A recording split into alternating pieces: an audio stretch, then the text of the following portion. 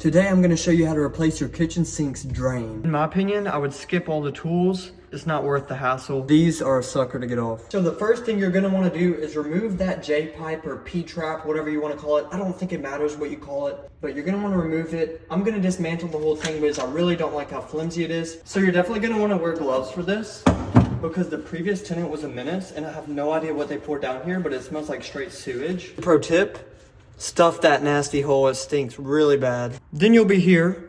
And here's the fun part. So we're going to get our drill and we're going to drill directly into this like flange, this nut, whatever you want to call it. You really want to be careful to not drill directly upwards because if you do so, you might drill a hole directly into your sink.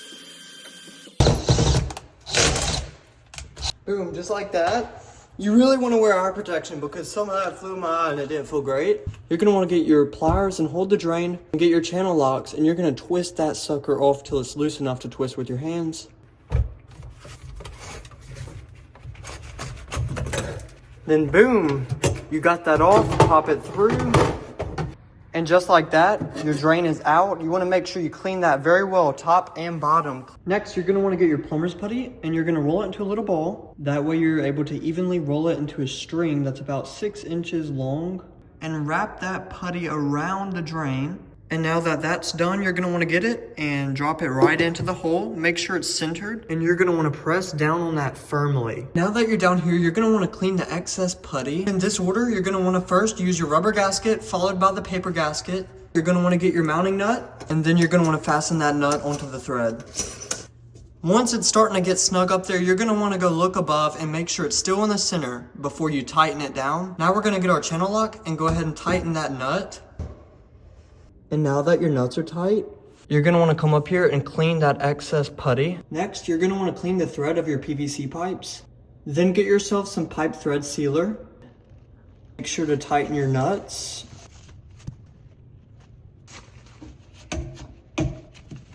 And finally, you're going to want to make sure you got your seal, put it in your pipe. Then you're going to want to tighten your nut onto the strainer. After you got your pipe tightened to your nuts, we're going to test it and make sure it doesn't leak. So the first thing we're actually going to test is the strainer itself.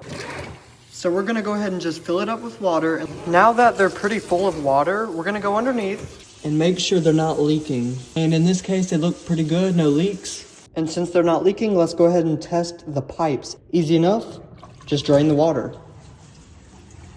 And it looks like we're good, no leaks. I don't see any leaks. And just like that, we replaced our sink strainers, which used to look like this, to that.